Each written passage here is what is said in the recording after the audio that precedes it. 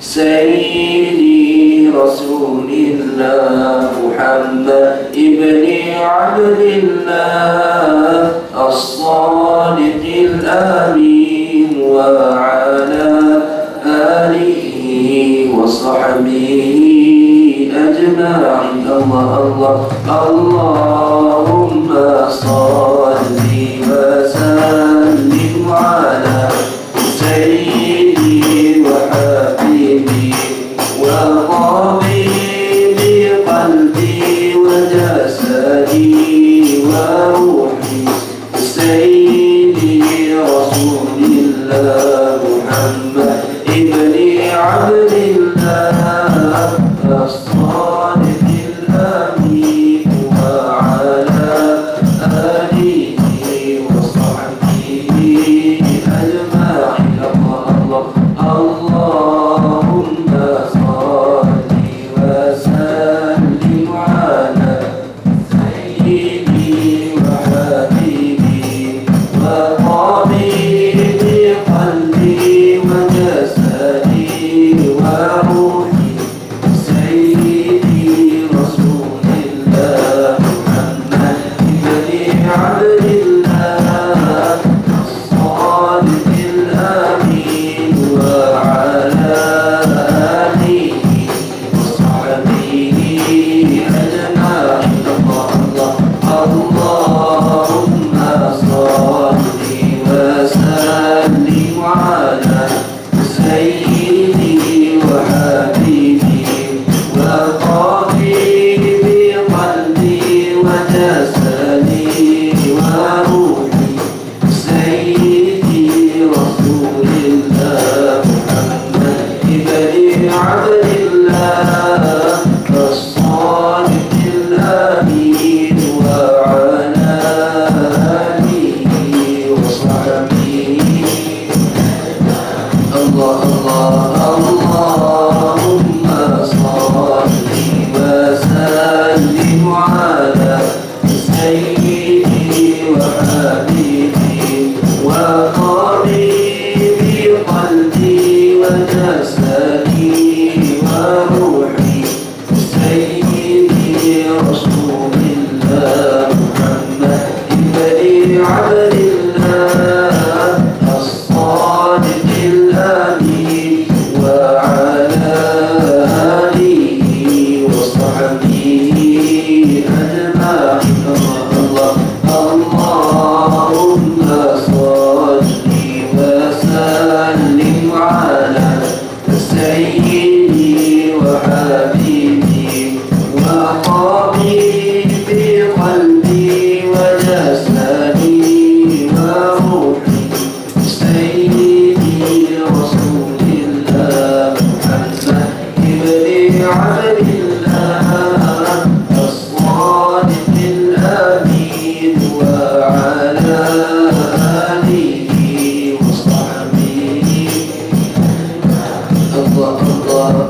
اللهم صل وسلم على سيدي وحبيبي وطبيبي قلبي وجسدي وروحي سيدي رسول الله محمد بن عبد الله الصادق الأمين وعلى آله وصحبه أجمعين.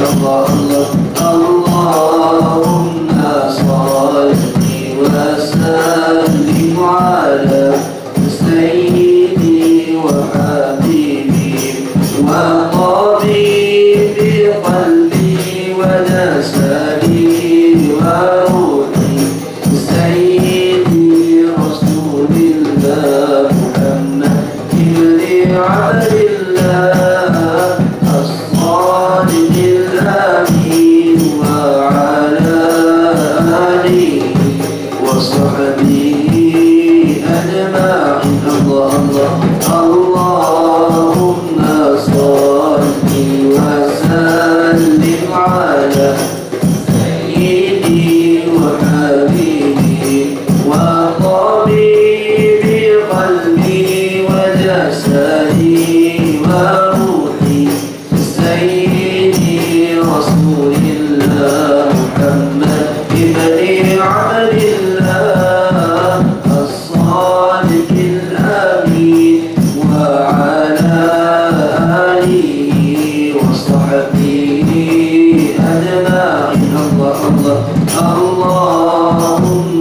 صل وسلم على سيدي وحبيبي وطبيب قلبي وجسدي وروحي سيدي رسول الله محمد ابن عبد الله الصادق الأمين وعلى آله وصحبه أجمعين.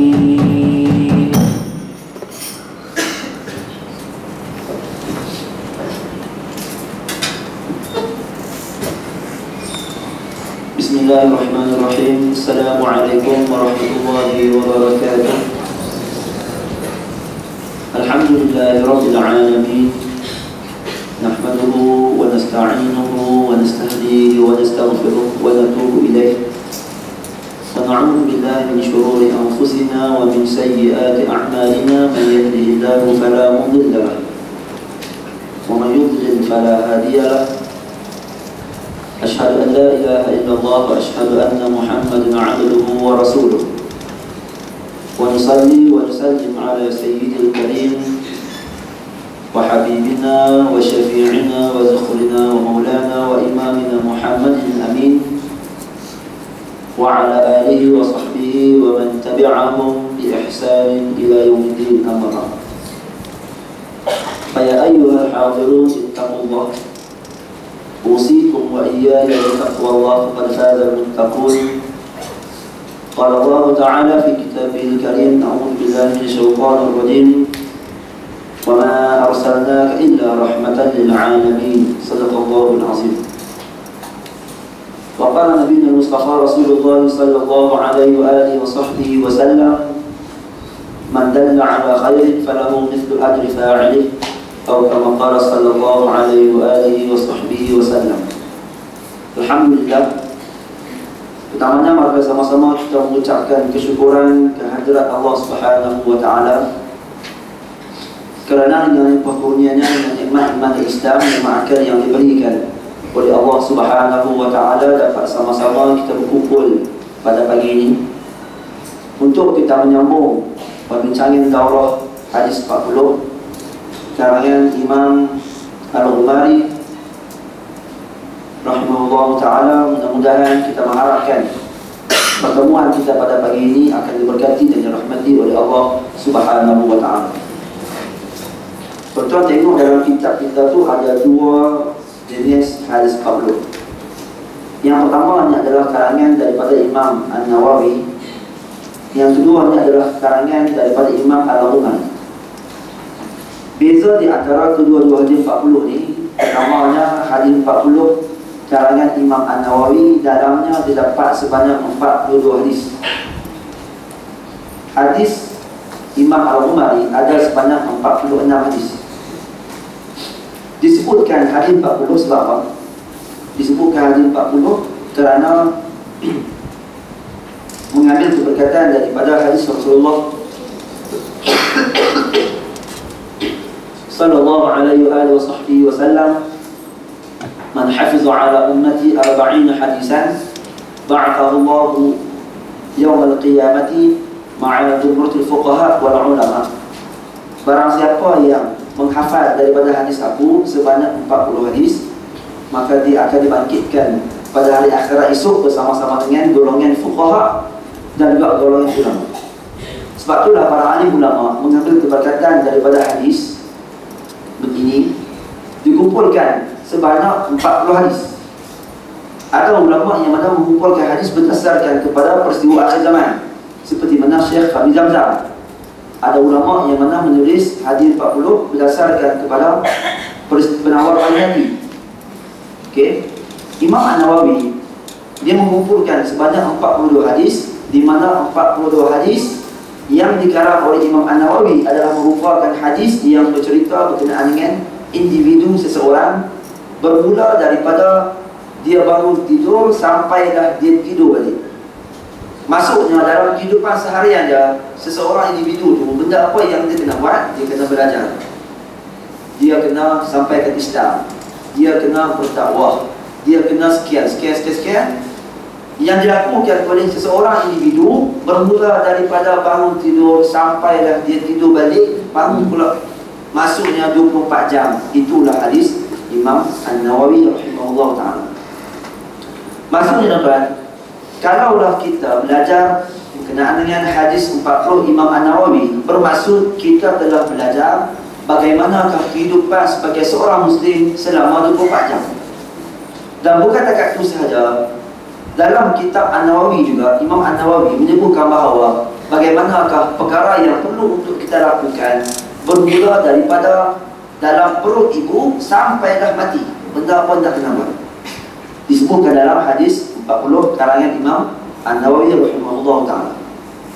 Beza dengan hadis 40 yang dikarang oleh Imam Al-Umari yang kita baca pada hari ini, Imam Al-Umari lebih menekankan berkenaan dengan masalah-masalah di dalam masyarakat, masailul ijtimaiyah. Maksudnya menekankan tentang masalah-masalah yang berkaitan dengan masyarakat. Imam Nawawi menyebutkan tentang benda apa yang perlu dilakukan oleh seseorang individu, cerita tentang diri sendiri. Imam An-Nawawi. Imam Al-Umari lebih kepada cerita tentang masyarakat. Ada masalah-masalah yang ada pada masyarakat yang perlu untuk diselesaikan. Maka sebab itulah tuan-tuan, bila mana kita belajar daripada hadis Imam Al-Umari, kita akan jumpa 40 hadis ini, kebanyakan hadis cerita berkenaan dengan masalah-masalah yang sering kali berlaku dalam masyarakat. Jadi kalau kata kita nak menyelesaikan masalah masyarakat, sesuai untuk kita membaca kitab hadis Al-Umari, Imam Al-Umari, sesuai untuk kita bacakan kepada masyarakat, sebab dia menyentuh berkenaan dengan beberapa perkara yang seringkali dilakukan oleh masyarakat, yang seringkali terkeliru di kalangan masyarakat, sama ada boleh buat ke ataupun tak boleh nak buat. Itu adalah karangan Imam Al-Umari. Juga karangan Imam Al-Umari hadis 40 juga tak ada dalam ni. Karangan Imam Al-Umari hadis 40 yang mana menyebutkan tentang syukur nikmat Allah Subhanahu wa taala. Syukur ni'am. 40 hadisan fi syukur ni'am. Maksudnya 40 hadis yang bercerita berkenaan dengan mensyukuri nikmat Allah Subhanahu wa taala. Itu dalam hadis yang lain. Tak baca pada hari ini. Okay. Jadi yang kita baca pada hari ini adalah merupakan salah satu karangan Imam Al-Umari yang mana bercerita tentang masailul ijtimaiyah, iaitu masalah-masalah yang berkaitan dengan masyarakat. Sebab tuan-tuan, bila mana kita baca hadis 40 ni, kita akan nampak ada perbezaan dengan hadis 40 karangan Imam An-Nawawi. Karangan Imam An-Nawawi hadis 40 yang mana bercerita tentang diri sendiri. Hadis dalam hadis 40 karangan Imam Al-Umari bercerita tentang masalah-masalah yang berlaku dalam masyarakat dan apa perkara yang perlu untuk kita selesaikan. Baik, kita masuk pada hadis yang kelima. Wa'anhu biqal an Anas radhiyallahu ta'ala anhu qala qala Rasulullah sallallahu alaihi wa sahbihi wa sallam man raghiba an sunnati falaysa minni, rawahu Muslim fi sahihihi. Daripada Anas radhiyallahu ta'ala anhu, katanya sabda Rasulullah sallallahu alaihi wa sahbihi wa sallam. Siapa Anas? Anas itu merupakan salah seorang sahabat Rasulullah sallallahu alaihi wa sahbihi wa sallam, anak kepada ibu yang bernama Ummu Sulaim. Anak kepada ibu yang bernama Ummu Sulaim. Ummu Sulaim dia berkahwin dengan seorang lelaki, ayah tiri kepada Anas ibn Malik yang bernama Abu Talhah. Ummu Sulaim berkahwin dengan seorang lelaki yang bernama Abu Talhah, seorang yang tinggal dekat Madinah, yang asalnya beragama Yahudi. Abu Talhah, bila mana dia tertarik dengan Ummu Sulaim, dia nak meminang Ummu Sulaim. Ummu Sulaim kata, kalau engkau nak meminang aku, boleh, tapi dengan syarat aku tidak mahu mahar yang tinggi, aku tidak mahu mahar yang lain, hanyalah aku mahukan mahar engkau mengucap 2 kalimah syahadah. Ummu Sulaim itu cara dakwahnya, cara dakwah kepada Abu Talhah. Lalu Abu Talhah mengucap 2 kalimah syahadah. Ada anak tiri yang bernama Anas ibn Malik. Anas ibn Malik merupakan anak kepada Ummu Sulaim. Satu hari bila Rasulullah sallallahu alaihi wasallam berhijrah daripada kota Mekah ke Madinah. Bila sampai dekat Madinah, cerita ada, bila sampai dekat Madinah ni, semua yang mana tinggal dekat Madinah tu, termasuklah di kalangan mereka yang asalnya beragama Yahudi, menunggu-nunggu kedatangan Rasulullah sallallahu alaihi wasallam. Sebab ada di kalangan mereka ini ahli kitab yang mana belajar daripada orang-orang yang soleh. Cerita berkenaan dengan Rasulullah bahawa Nabi akhir zaman akan ada dekat Yathrib, dekat Madinah. Sebab firasat bagi orang yang soleh zaman dahulu, bila mana dia melihat tanah yang ada dekat Madinah tak sama dengan tanah yang ada dekat tempat yang lain. Tanah yang ada di Madinah ni bercahaya. Lalu bila mana disampaikan dalam kuliah bahawa pada firasat saya, lebih kurang ini ya, dalam firasat saya, Nabi akhir zaman dia akan muncul dekat tanah Yathrib, pada firasat orang soleh zaman dahulu. Maka sebab itulah di kalangan ramai ataupun banyak di kalangan golongan-golongan Yahudi yang mana mereka berpindah pergi ke Madinah. Sebab itulah di Madinah zaman dahulu ada banyak perkampungan Yahudi. Di antaranya adalah Bani Qudaiqah, Bani Quraizah, Bani Nadir. Itu semua Yahudi tu. Sebab apa yang banyak dekat Madinah? Sebab standby mereka nak menyambut Rasul akhir zaman.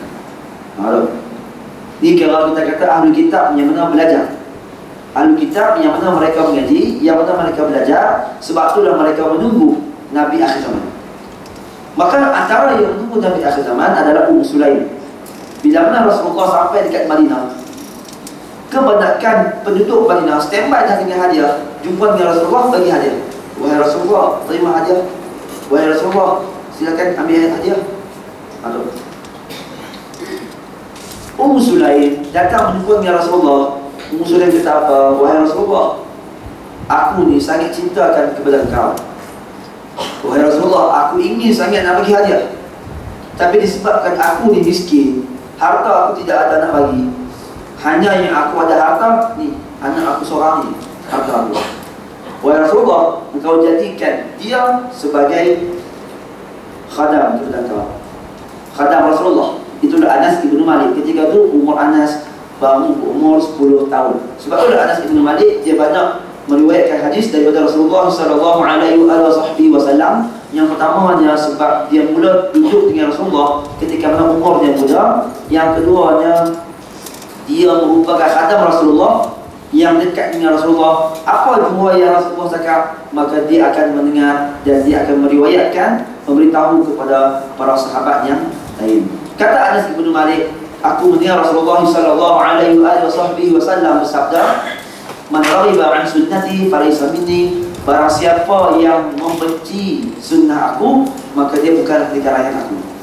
Man raghiba an, dalam bahasa Arab dia ada di punya uslub dia. Bila mana menggunakan kalimah raghiba, raghiba ni maksudnya bahawa nak, raghibatun nak, okey, bergelora.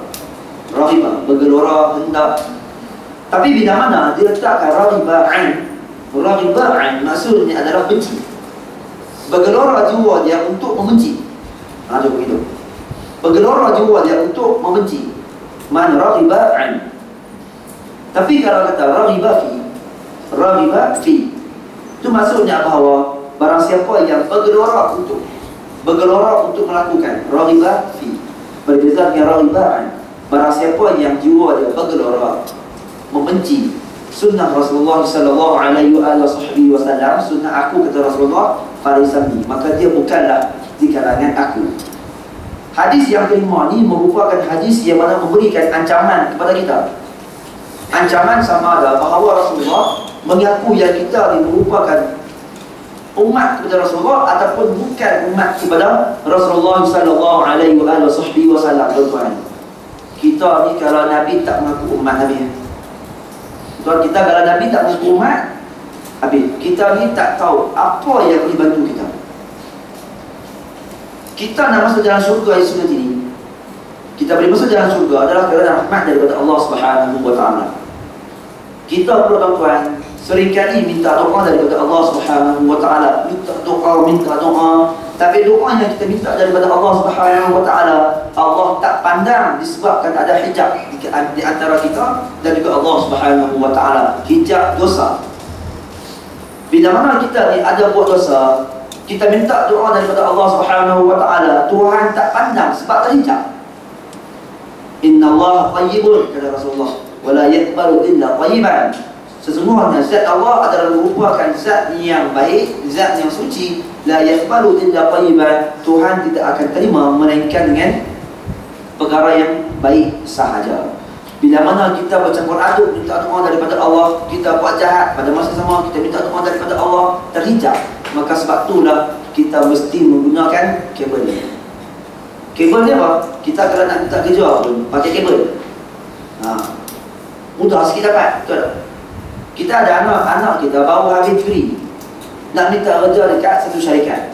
Tapi bila pergi jumpa direct dengan bos tu, duk tengok-tengok tu, susah nak dapat ni. Tapi kalau kata ada kabel, pakai orang tengah recommend, dia recommend, mudah dapat. Betul tak? Maka macam itulah juga kita ni Allah Subhanahu wa taala, kita kena pakai kabel. Orang yang nak recommend kita, siapa dia? Itulah merupakan Rasulullah sallallahu alaihi wasallam. Hari akhirat esok tidak ada yang boleh bantu kita, melainkan yang boleh bantu kita adalah merupakan syafaat daripada Rasulullah sallallahu alaihi wasallam yang dikenali sebagai syafaatul uzma. Syafaat yang paling besar adalah merupakan syafaat daripada Rasulullah ketika mana pada hari akhirat. Tuan-tuan cuba bayangkan, pada hari akhirat bila mana kita ni berlari mendapatkan mereka yang boleh bantu kita. Jumpa dengan mak ayah tak mengaku. Jumpa dengan tok guru kita, tok guru tak mengaku anak murid. Jumpa dengan Nabi Adam AS, Nabi Adam kata aku pun ada salah. Pergi jumpa dengan orang lain, jumpa dengan Nabi Nuh AS, Nabi Nuh kata aku pun ada kesalahan. Jumpa dengan orang lain. Kita berjumpa dengan Nabi Musa AS, Nabi Musa kata aku pun ada salah. Jumpa dengan orang lain. Kita berjumpa dengan Nabi Isa AS, Nabi Isa kata aku pun ada salah. Jumpa dengan orang lain. Jumpa dengan Nabi Muhammad, tuan-tuan, bila berjumpa dengan Rasulullah sallallahu alaihi wasallam, Nabi kata apa? Akulah syafi'ul musyaffa'. Akulah merupakan syafi' orang yang memberikan syafaat, dan syafaat aku diterima oleh Allah Subhanahu wa taala. Nabi Muhammad sujud kepada Allah, meminta mohon, ya Allah, mudahkanlah kepada umat aku supaya mereka ini diringankan azab. Mudahkan kepada umat aku supaya mereka ini diringankan hisab pada hari akhirat. Lalu Allah kata apa? Ya Muhammad, irfa' ra'sak. Wahai Muhammad, angkat kepala. Berikan syafaat kepada siapa yang kau nak. Lalu Rasulullah sallallahu alaihi wasallam pesan kepada kita di 3 tempat dalam kitab Imam Tirmizi. Sudah Tirmizi, tuan-tuan ingat? Pesanan ini adalah merupakan pesanan Rasulullah kepada para sahabat secara khususnya, dan juga kita secara umumnya. Nabi kata, hari akhirat esok kamu cari aku di 3 tempat. Hari akhirat esok kamu cari aku di 3 tempat. Yang pertamanya, cari aku di Telaga Al-Kausar. Telaga Al-Kausar. Yang kedua adalah cari aku di Neraca Al-Mizan. Yang ketiga adalah kamu cari aku akan tunggu kamu di titian Sirat Al-Mustaqim. 3 tempat. Ini ingat lagi dulu ni. Okay? Kita pun tak tahu akhirat esok nak ingat tak ingat. Tapi insyaAllah kalau kata kita banyak bersekawat, kalau kita bukan di kalangan meneragiba'an orang yang membenci sunnah Rasulullah, kita akan ingat pesanan Rasulullah sallallahu alaihi wasallam. Tuan-tuan cuba bayangkan, pada hari akhirat esok bila mana Nabi menunggu umat dia, Nabi berjalan cari mana dia umat dia untuk diberikan syafaat, kita angkat tangan, Rasulullah ni tolong tengok sini, kita angkat tangan. Tiba-tiba Nabi SAW berjalan dalam keadaan tak pandang kita. Apa agak kita naksa ketika itu? Sebab ketika itu tidak ada apa pertolongan yang lain melainkan pertolongan daripada Allah Subhanahu, melainkan pertolongan daripada Allah dan juga syafaat daripada Rasulullah. Nak kata pertolongan kita dengan Allah, kita dosa banyak dengan Allah. Maka yang nak tolong kita pada hari akhirat esok adalah merupakan Rasulullah. Tiba-tiba bila benar kita angkat tangan, Nabi tengok sini, Nabi tak pandang. Nabi tak pandang, lalu Nabi terus jalan. Sebab tu ada qasidah Maksud apa? Nazarah ilayya khairul bariyah, khairul bariyah nazarah ilayya. Wahai Nabi Muhammad, tengoklah kami. Wahai Nabi Muhammad, tengoklah kami. Nazarah ilayya, itu nak membayangkan pada hari akhirat esok.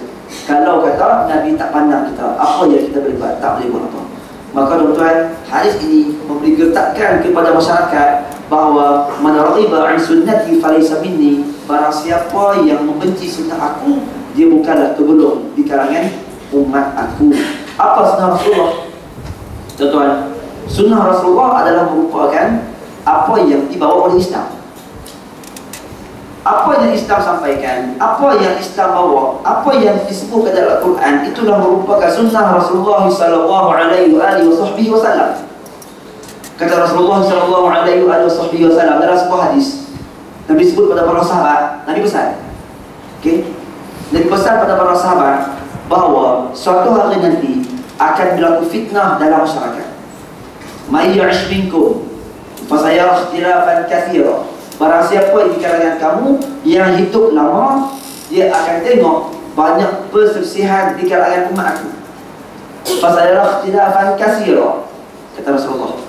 Barang siapa yang hidup lama, Nabi sebut kepada para sahabat secara khusus, para sahabat sekalian, barang siapa yang diberikan panjang umur dia oleh Allah Subhanahu wa taala hidup lama, maka dia akan melihat fitnah khilaf di kalangan umat Islam, fitnah yang akan berlaku, fitnah yang cukup besar yang akan berlaku di kalangan umat Islam. Lalu apa pesan Rasulullah? Alaikum bisunnati, hendaklah kamu berpegang dengan sunnah aku, wa sunnati khulafa'ir rasyidin, dan juga kamu berpegang dengan sunnah khulafa'ir rasyidin al-mahdiyyin, khulafa'ir rasyidin yang empat. Abu Bakar As-Siddiq, Sayyidina Umar, Sayyidina Utsman, dan juga Sayyidina Ali radhiyallahu ta'ala anhum. Ada empat khulafa'ir rasyidin. Nabi kata, addu alaikum, gigit kuat-kuat. Addu alaikum, gigit kuat-kuat bin nawajis, dengan menggunakan gigi geraham. Seolah-olah Nabi kata nak pesan, gigit kuat-kuat pakai gigi geraham ni, kalau orang tarik pun tak cabut dah. Memberitahu bahawa kita kena belajar Islam betul-betul, sebab dengan Islam itulah merupakan sunnah Rasulullah sallallahu alaihi wasallam dan merupakan sunnah daripada khulafa' ar-rasyidin al-mahdiyyin. Sebab Nabi tahu di akhir zaman nanti ini akan berlaku fitnah yang cukup besar, sehingga ada di kalangan umat Islam yang akan mencela para sahabat. Yang akan mencela para sahabat, sehingga mengatakan bahawa Abu Bakar, Umar dan Utsman adalah merupakan murtad, mereka kafir. Nauzubillah min zalik. Apa tahu tu? Nampak? Nabi pesan bahawa gigit kuat-kuat, pegang kuat-kuat sunnah aku dan sunnah khulafa' ar-rasyidin. Sebab nanti akhir zaman akan ada golongan yang mana mereka akan mengkafirkan para sahabat ini, akan mengkafirkan khulafa' ar-rasyidin. Siapa dia? Golongan Syiah. Tu. Nabi tahu dah di akhir zaman nanti ini, Nabi pesan kepada kita, alaikum bisunnati, hendaklah kamu berpegang kuat dengan sunnah aku. Belajar Islam bagi betul, berpegang dengan sunnah aku, sebab akhir zaman nanti ini akan berlaku fitnah di mana ada golongan yang mana tidak mengiktiraf aku, golongan anti hadis. Maksud kan yang dia nak bawa ni kan, dan nak buat yang sekarang ni berkenaan dengan pemikiran keseimbangan. Maksud pemikiran golongan anti hadis yang mana dinilai semula berkenaan dengan hadis Rasulullah sama ada boleh untuk dibuat hukum ataupun tidak. Kata Rasulullah, addu alaikum bin nawajis, pegang kuat-kuat. Alaikum bisunnati, berpegang dengan sunnah aku. Sebab Nabi tahu di akhir zaman ini akan ada golongan yang akan berpecah, berlaku fitnah di kalangan masyarakat, yang mana menyebabkan masyarakat tadi ini sebahagiannya tidak mengiktiraf Nabi Muhammad adalah merupakan sebagai Nabi, dan juga hadis merupakan sebagai sumber hukum. Nauzubillah min zalik.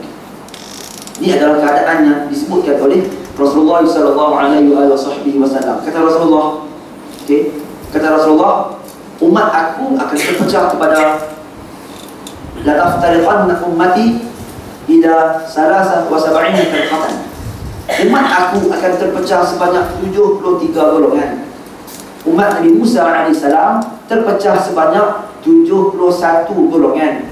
70 dalam neraka, satu golongan sahaja masuk dalam syurga. Kata Rasulullah, umat Nabi Isa AS terpecah kepada 72 golongan. 71 dalam neraka, satu sahaja masuk dalam syurga. Umat aku pula, kata Rasulullah, akan terpecah kepada 73 golongan. Kita akan jumpa tuan-tuan 73 jenis golongan. Disebutkan oleh para ulama dalam kitab Al-Farqu Bainal Firaq. Kitab tu cerita berkenaan ada beberapa golongan yang ada fitnah di akhir zaman nanti ni.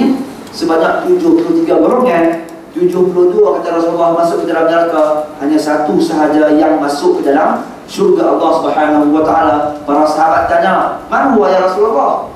Siapa yang satu golongan tu yang masuk dalam syurga? Kata Rasulullah, "Al-jamaah." Al-jamaah maksudnya apa? Ahli sunnah wal jamaah, kata para ulama. Hanya ahli sunnah wal jamaah sahaja akidah yang mana membawa kita untuk masuk ke dalam syurga Allah Subhanahu wa taala. Sebab tu kita kena alaikum bi sunnati wa sunnati khulafa'ir rasyidin. Hendaklah kita berpegang kuat dengan sunnah Rasulullah dan juga dengan sunnah khulafa'ir rasyidin. Maka sebab tuan-tuan, di dalam Nabi sebut, "Man raghiba an sunnati", barang siapa yang membenci sunnah aku, maka dia bukan di kalangan aku. Takut-takut Nabi tak berlaku yang kita ini merupakan umat kepada Rasulullah sallallahu alaihi wasallam. "Man lam yahtamma bi amril muslimin falaysa minhum", ancamannya sama juga Nabi sebut. Barang siapa yang tidak mengenal tahu berkenaan dengan urusan umat Islam, dia bukan di kalangan umat Islam.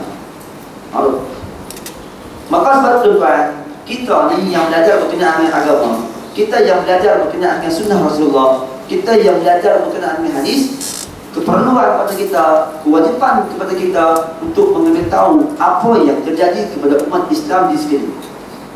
Kewajipan kepada kita untuk tahu apa yang terjadi kepada umat Islam dalam negara kita, di tempat kita. Itu adalah satu kewajipan yang perlu untuk tahu. Sebab Nabi memberi ancaman, barang siapa yang tak ada tahu berkenaan dengan urusan umat Islam, Islam ini ditindas pun dia tak tahu, Islam ini di perang pun dia tak tahu, Islam ini kalah pun dia tak tahu, Islam menang pun dia tak tahu, yang dikira adalah diri dia sahaja, falaysa minhum, dia bukan di kalangan umat Islam. Na'udzubillah min dzalik. Nabi tak mengaku umat, itu adalah merupakan satu bala dan juga satu keadaan yang cukup besar bagi kita, satu bala yang cukup besar. Na'udzubillah min dzalik. Hadis yang ke-6. Hadis yang ke-6.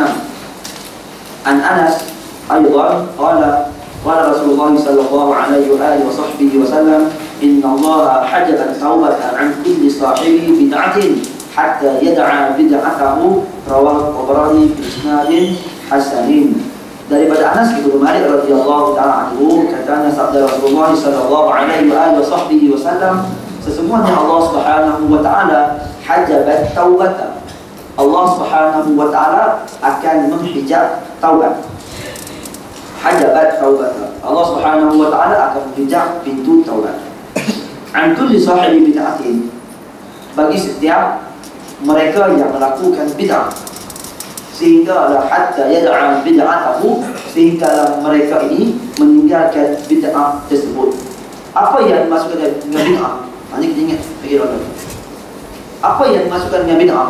Kata Rasulullah sallallahu alaihi wasallam, "Man ahdasa fi amrina hadza ma laysa minhu fa huwa raddun."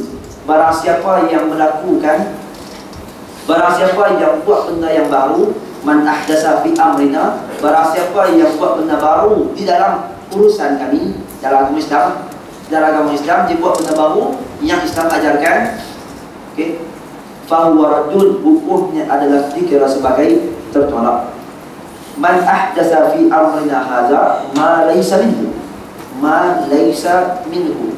Sabda Rasulullah dalam perkataan ma laysa minhu, itu satu benda yang cukup penting. Siapa-siapa yang pernah mengerti bahasa Arab, okay, kita yang pernah mengerti bahasa Arab, kita akan tengok perkataan Rasulullah dalam hadis ma laysa minhu. Kami dulu ketika di Mesir belajar dengan orang Sayyidina Muhammad, Syekh Muhammad Ibrahim Al-Kitani, muhadis di Mesir. Antara yang disebut, ditekankan kepada kami adalah berkenaan dengan hadis ini. Sebab dia tahu bahawa hadis ini adalah merupakan hadis yang mana berlaku banyak salah faham berlaku banyak yang tidak memahami tentang hadis ini di kalangan masyarakat. Okey. Kata Rasulullah, barang siapa yang buat benda baru daripada agama Islam, barang siapa yang buat benda baru pada agama Islam, malaysa minhu, yang bukan daripada agama Islam. Malaysa minhu. Tuan-tuan, kita yang belajar bahasa Arab, kita boleh beza di antara minhu dengan fihi. Minhu dengan fihi, apa beza antara dua ini? Malaysa minhu maksudnya, contoh begini. Baik. Orang USD, orang USD, bila mana dia duduk dekat USD ni, okay, maka kita kata ar-rajulu fi USD. Rajulu fi USD. Lelaki itu dia berada dalam kawasan USD ni. Fi, menggunakan kata fi USD. Kalau lelaki ni keluar dari USD, dia pergi kita, boleh tak kita pakai fi? Tak boleh. Ar-rajulu fi USD, lelaki itu dalam kawasan USD, boleh tak? Boleh. Sebab dia duduk di luar daripada dia duduk luar daripada USD.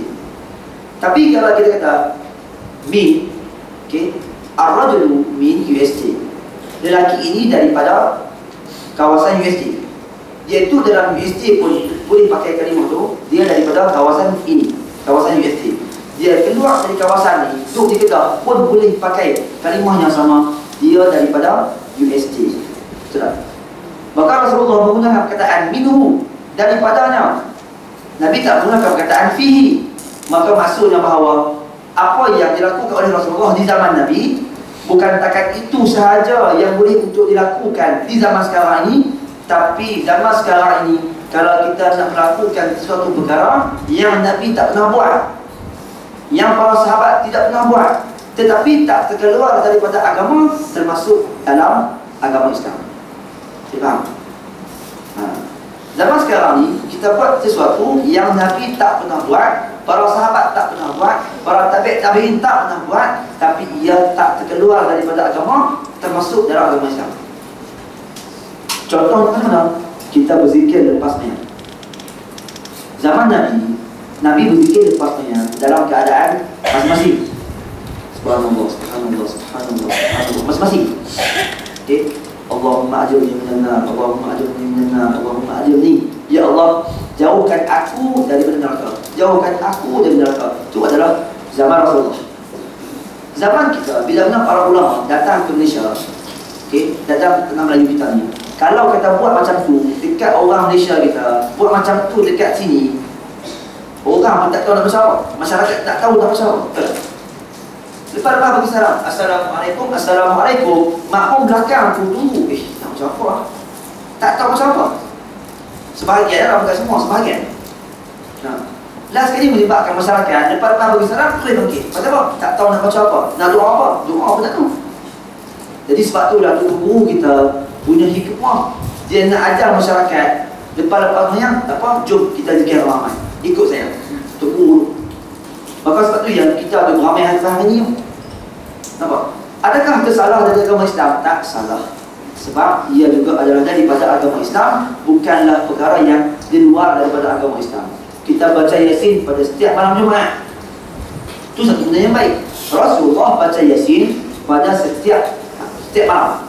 Yasin Nabi baca. Sebelum tidur Nabi akan baca surah As-Sajdah dan juga surah Al-Mulk sebelum tidur. Nabi baca Yasin setiap malam. Kita baca Yasin seminggu sekali, malam Jumaat kita baca. Adakah zikir sebagai bid'ah? Tak. Dia termasuk daripada perkara yang dituntut dalam agama Islam. Tak dikira sebagai bid'ah. Kata Imam An-Nawawi dalam kitab Majmu' bahawa bid'ah terbahagi kepada dua. Pertamanya adalah bid'atul dhalalah, yang keduanya adalah bid'atul hasanah. Kata Rasulullah, kullu bid'atin dhalalah wa kullu dhalalatin finnar. Setiap bid'ah itu adalah merupakan sesat. Oh, Ustaz ni macam mana Ustaz? Kata ni, kan Nabi sebut kullu bid'atin, semua bid'ah itu sesat. Kullu bid'atin dhalalah, setiap bid'ah itu adalah sesat. Tuan-tuan, dalam hadis ni, sebab tu kita nak memahami berkenaan dengan hadis dan juga ayat Quran, memerlukan kepada ilmu alat. Ini pasal dekat Jaradin. Dia faham? nak faham berkenaan dengan Quran hadis memerlukan kepada ilmu adat. Dalam ni dia ada perbincangan berkenaan dengan nahu kaedah dalam bahasa Arab. Kullu bid'atin. Tu penting tadi bagi ilmu alat. Baik. Kullu bid'atin, kata para ulama, dulu masa kami belajar ni hadis ni. Kullu bid'atin dhalalah. Perkataan Rasulullah menggunakan perkataan kullu bid'atin. Kullu bid'atin. Nabi tak menggunakan kalimah kullul bid'ah. Nabi tak menggunakan perkataan al-bid'ah, tapi Nabi sebut kata bid'atin. Maksud di situ dia ada ma'rifah nakirah. Ma'rifah nakirah. Ma'rifah nakirah.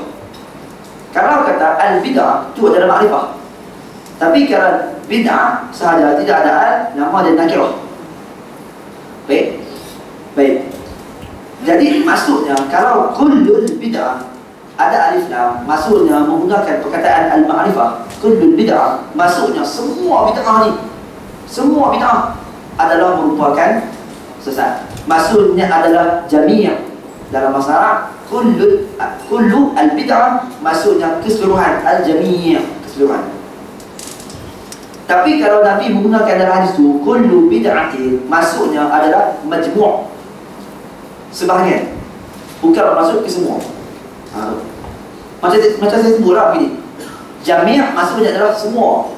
Semua kita dalam dewan kuliah ni mesti kena ada buku.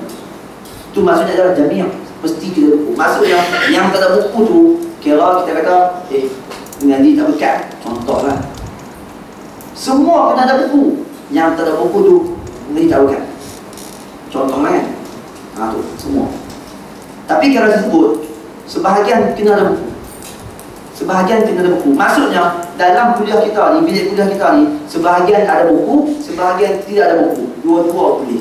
Nak ada buku pun tak apa, tak ada buku pun tak apa. Lebih kurang itu maksudnya adalah kebanyakan. Kullu bid'atin maksudnya adalah sebahagian bid'ah adalah sesat. Wa kullu bid'atin wa kullu dhalalatin finnar, dan setiap yang sesat itu akan masuk ke dalam neraka Allah Subhanahu wa taala. Kata Imam Nawawi, bid'ah ada dua, bid'ah hasanah dengan bid'ah dan dhalalah. Yang dimaksudkan oleh Rasulullah adalah merupakan bid'ah yang dhalalah, bid'ah yang sesat.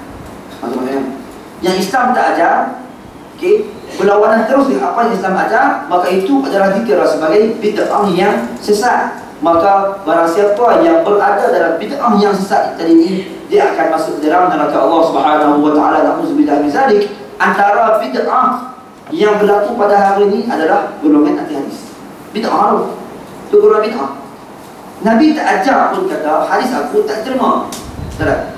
Nabi kata pegang dengan sunnah aku, hadis aku pegang dia dah. Jadikan dia sebagai semurukun. Tengok-tengok ada golongan yang mana dia kata Aish mesti melihat semula taraf ataupun status hadis Rasulullah, adakah boleh untuk dibawa hujah ataupun tidak. Nah, ni nama bid'ah. Yang ni kena tentang. Yang ni yang kena tentang. Sebab ittifaq para ulama, ijma' para ulama, sepakat para ulama mengatakan bahawa tak betul pemikiran yang seperti ini. Kalau ada konsep buat joget panggil K-pop, panggil K-pop kan, joget apa Gangnam Style, sebagai contoh kan, panggil K-pop, buat Gangnam Style lagi apalah yang apa Korea tu, benar-benar maksiat. Islam ajar supaya tinggalkan perkara maksiat. Islam ajar supaya jangan buat perkara maksiat. Tiba-tiba kita buat yang berlawanan dengan Islam ajar. Apa maksudnya? Yang dimaksudkan bahawa itu adalah merupakan bid'ah.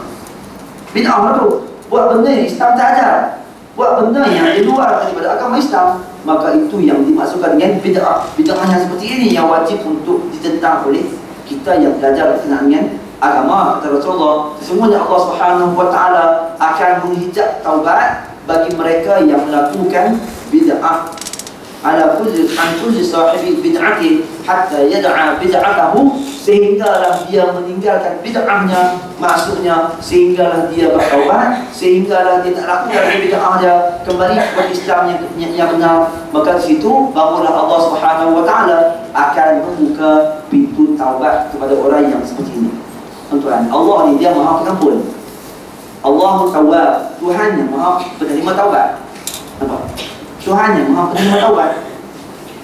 Nabi ni nak cerita punya Allah terima taubat, sehingga kan Nabi cerita pada para sahabat zaman dahulu, bila mana ada seorang lelaki, ni kisah yang diceritakan dalam Allah Sayyidina Muhammad alaihi wasallam. Ada seorang lelaki ni, bila mana dia membunuh sebanyak 99 nyawa. 99 jiwa dibunuh. Contoh yang ni, kita bunuh seorang pun dah dosa besar dah. Tapi kalau bunuh 99, tak tahu besar mana dosa. Bila mana bertemu dengan seorang, dia kata, tunjukkan kepada aku orang yang bagus di tempat ni, orang yang baik di tempat ni, di ujung sana. Lalu bila mana dia pergi jumpa dengan seorang yang dikatakan baik, ditanya. Orang yang ditanya itu adalah merupakan seorang yang abid, seorang yang banyak beribadah kepada Allah Subhanahu wa taala.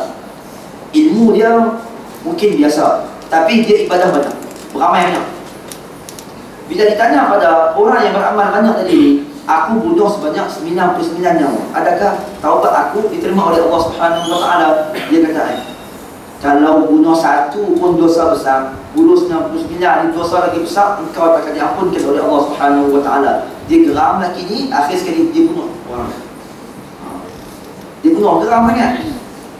Sampai ke Tuhan tak mau terima taubat, dibunuh. Bila dibunuh, maka dia telah membunuh sebanyak 100 jiwa. Pergi ke satu kampung yang lain, bertemu dengan seseorang, tunjukkan kepada aku orang yang baik di kawasan ini. Ditunjuknya di sana, lalu dia pergi sampai di sana. Yang ditunjuk itu adalah merupakan seorang yang alim, orang yang ada banyak ilmu. Aku bunuh sebanyak 99, aku bunuh sebanyak 100 nyawa, adakah taubat aku diterima? Lalu dia kata apa? Tak, engkau, Allah akan menerima taubat kau.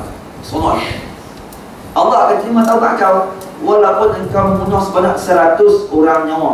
Tapi kena ingat dengan syarat, kamu mesti kena berpindah dari kawasan ini ke kawasan ini. Tak boleh tinggal dekat tempat yang asal, pindah kawasan. Sebab kawasan kamu yang asal ni menyebabkan kamu ni melakukan perkara-perkara maksiat. Kamu pindah ke tempat yang lain, di tempat lain itu akan menyebabkan kamu akan bersama dengan orang-orang yang soleh. Kamu akan menyembah Tuhan bersama dengan mereka, dan kamu akan jadi baik bersama dengan mereka. Hadis ini kata para ulama begitu penting untuk kita menghidupkan suasana yang baik di kalangan masyarakat. Suasana yang baik di kalangan masyarakat. Sebab suasana yang baik inilah yang akan membentuk masyarakat. Suasana yang baik inilah yang akan membentuk keluarga-keluarga yang mana mengamalkan Islam. Betul. Ini kita kata kalau USJ ni terkenal dengan suasana yang hidup. Hidup dengan majlis ilmu, hidup dengan solat berjemaah, di kalangan masyarakat dia pun baik. USJ ni terkenal. Jadi kita kata apa? Macam yang kita buat pada hari ini, buat daurah, kita buat pengajian, panggil ustaz-ustaz, ni adalah satu perkara yang cukup baik, membentuk masyarakat. Kita bentuk masyarakat yang baik. Nampak? Sebab dengan suasana yang baik yang ada macam kita buat pada hari ini adalah merupakan satu tindakan yang mana akan membentuk masyarakat supaya masyarakat jadi baik dan mengikut sunnah Rasulullah sallallahu alaihi wasallam. Tuan-tuan, kalau di tempat kita ni, kita datang ni dari setiap tempat, kita datang ni dari setiap tempat. Ada yang datang dari Terengganu, ada yang datang dari Johor, ada yang datang dari Kedah. Tuan-tuan, tengok di tempat kita ada tak suasana yang macam ni? Kalau kata tak ada suasana macam tu, tuan, kita kena buat. Kita kena buat. Sebab apa yang kita kena buat? Sebab tuan-tuan, penentu kepada anak-anak kita jadi baik ke buruk adalah berdasarkan kepada suasana yang ada dalam masyarakat. Penentu. Tuan-tuan, kalau dalam masyarakat, kalau dalam rumah kita banyak tengok raja lawak, anak kita pun raja lawak. Dia susah nak semayang, dia susah nak bangun pagi, dia susah, hati keras nak ikut cakap ibu dan juga ayah. Sebab apa? Dia rajin tengok raja lawak. Mau anak tak tengok raja lawak, mak dengan ayah duduk kat depan ruang tamu. Anak duduk kat ruang tamu tengok raja lawak. Mak dengan ayah duduk dekat dapur tengok TV juga, tengok kilauan emas. Contoh kan, tengok kilauan emas. Memanglah anak tu ikut dengan ibu. Anak dia tak mau tu kilauan emas. Nampak? Pasal kilauan emas ni sesuai untuk ibu-ibu dan juga ayah-ayah. Anak kat depan tu tengok raja lawak. Memang kalau kita macam ni, tuan-tuan, kita hidupkan suasana dalam rumah kita dengan raja lawak, hidupkan suasana dengan spontan, hidupkan suasana dengan sekarang buat school of lawak. Baru pula. Dengan akademi Fantasia, kita hidup suasana macam tu, tuan-tuan, anak kita tidak akan menjadi baik. Sebab suasana itu memberi peranan yang cukup penting untuk nak membentuk seseorang. Kami di Darul Hadis, antara kami di Darul Hadis ni, Tuhan bagi nikmat ada seorang guru yang mana dia seorang yang berjiwa murabi, membentuk suasana yang cukup baik. Di Darul Hadis, Syed Nasri.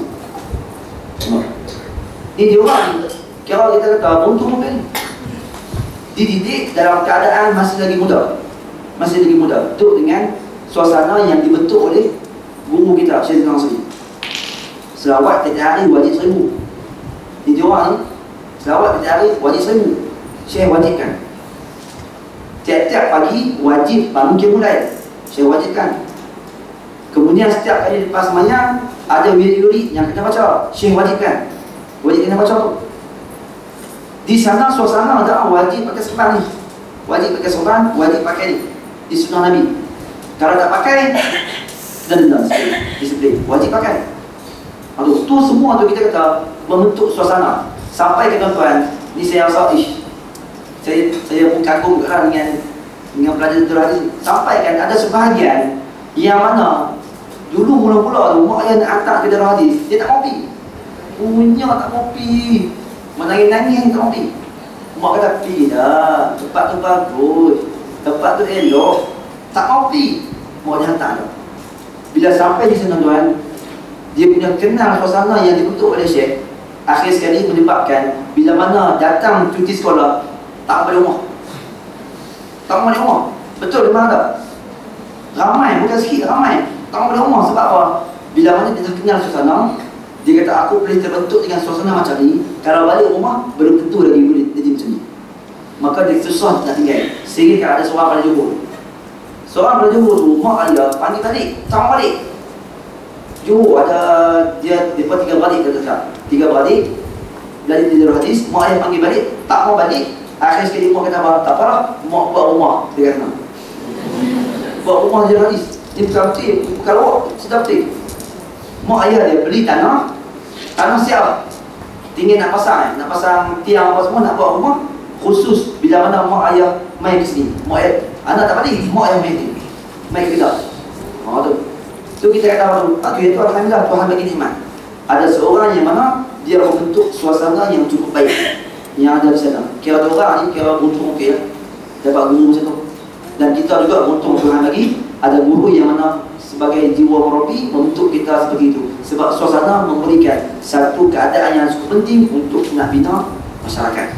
Ni kita bincang hadis masyarakat ni. Hadis yang kita baca ni hadis tentang masyarakat. Terus saya baca cerita tentang masyarakat. Ya, masailul ijtimaiyah. Baik, hadis yang sama. Hadis yang kedua. وعنه قال عن معاذ بن جبل رضي الله تعالى عنه عن رسول الله صلى الله عليه وآله وصحبه وسلم قال ما من عبد يقوم في الدنيا مقام سمعة ورياء إلا سمع الله به على رؤوس الخلائق يوم القيامة. رواه الطبراني وإسناده حسن أيضا. Daripada Muaz bin Jabal radhiyallahu ta'ala anhu, daripada Rasulullah sallallahu alaihi wasallam katanya, sabdanya, "Ma min 'abdin yaqumu fid dunya maqama sum'atin." Tidaklah suatu kaum yang mana mereka melakukan suatu perkara di atas muka bumi ini dalam keadaan maqama sum'atin. Dia buat dalam keadaan ada sum'ah.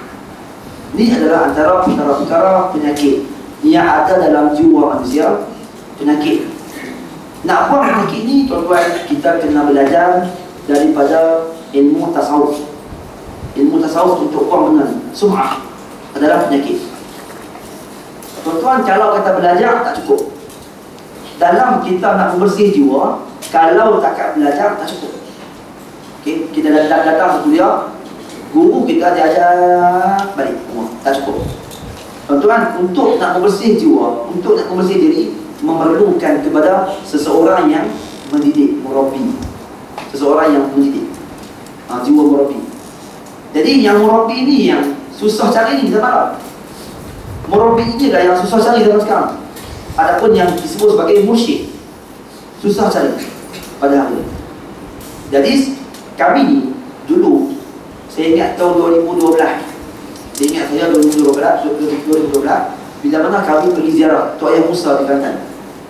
Okey, Tok Ayah Musa di Kelantan, sebelum dia meninggal kami pergi ziarah Darul Hadis. Sampai di sana, antara pesanannya dia kita tahu zaman sekarang ni susah kalau nak cari mursyid, nak cari upaya bantu kita untuk menuju ke jalan Allah Subhanahu Wa Taala, susah secara zahir. Lalu dia kata, dia nak pesan, dia kata sebab itulah kita pada akhir zaman ni kena banyakkan berselawat pada Rasulullah. Mudah-mudahan dengan selawat pada Rasulullah, Nabi akan bantu kita, Nabi akan pandu kita ke arah jalan yang benar. Dia dalam ilmu tasawuf ni tuan, dia ada dua jenis mursyid. Satu mursyid yang zahir, satu yang disebut sebagai mursyid yang datang dalam bentuk apa, dalam bentuk yang bukan zahir. Dia itu, dia dua. Okey, tuan-tuan kalau nak tahu lebih dalam, dia nak dekat Syekh bin Nasir. Sebab dia memang ahli dia. Okey, mursyid ni ada yang dinah nampak zahir, ada yang dinah yang tidak zahir. Macam mana? Tuan-tuan tanya dekat Syekh. Sebab saya pun ambil kat Syekh, dia sebut. Juga bagus balik. Jadi untuk belajar berkenaan dengan tasawuf ni, untuk belajar dengan untuk kita nak hilangkan penyakit ni, maka kena belajar dan kena amal. Memerlukan kepada seseorang yang mana mendidik hati dan juga jiwa untuk meninggalkan benda ni. Sum'ah maksudnya apa? Iaitu seseorang melakukan amalan adalah kerana nak bagi orang ingat. Kira dia nak sebut satu amalan tersebut, nak cerita pada orang, bagi orang dengar apa yang dia lakukan. Akhir sekali menyebabkan dia rasa seronok. Contoh, okey, contoh lagi kita kata, satu kampung tu dia punya, Allah Sayyidina Muhammad, dia punya bina masyarakat, ada kenduri, kemudian ada pengajian, seronok, orang seronok.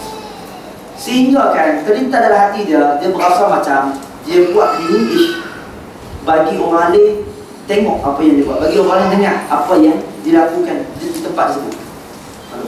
Kalau kata niat adalah untuk nak bagi orang lain dengar, untuk orang lain kagum dengan apa yang mereka buat, maka di sini yang dikatakan sebagai sum'ah. Okey. Tapi kalau kita lakukan satu perkara tadi ini adalah bertujuan bagi kita pada orang lain supaya orang lain tiru, itu bukan sum'ah. Itu adalah satu perkara yang cukup baik. Kita buat pada hari ini. USJ buat daurah hadis 40 yang ada pada hari ini, bagi tahu pada orang lain. Kita bagi tahu kepada orang lain, maka orang lain yang mendengar kita buat hadis 40 yang ada pada hari ini bukan bertujuan kita nak angkat diri dah, tapi bertujuan adalah untuk nak bagi tempat lain pun tiru macam ni juga, buat macam ni juga. Itu adalah satu perkara yang cukup baik. Man dalla ala khairin, kata Rasulullah, man dalla ala khairin falahu mithlu ajri fa'il. Barang siapa yang menunjukkan satu perkara yang baik, maka dia akan mendapat pahala yang sama macam apa yang dia tunjukkan. Masjid USJ kita ni buat daurah hadis 40, bagi tahu pada orang lain, maka masjid lain juga buat, kita akan mendapat pahala. Mereka buat dapat pahala, kita akan dapat pahala seperti mana apa yang mereka buat. Macam kaedah MLM. Kalau perniagaan ni, kalau orang berniaga ni MLM. MLM ni kalau kata dia cari downline yang lagi banyak, dia akan kaya. Betul tak? Downline. Saya seorang, saya cari 10 orang, saya akan dapat mata ganjaran sekian. 10 orang ni cari lagi 10. Maksudnya di bawah saya ada sebanyak 110. Saya jadi orang kaya. Macam tu lah juga dengan Islam. Dalam pahala ni, bila mana kita bagi tahu pada seseorang bagi tahu pada seseorang, maka orang pertama yang kita tahu dia akan mendapat pahala berkali-kali ganda. Man dalla ala khairin falahu mithlu ajri fa'il. Barang siapa yang tunjuk satu perkara yang baik, maka dia akan mendapat pahala orang yang melakukan kebaikan tersebut. Kita berhenti sebentar untuk kita nak berkongsi.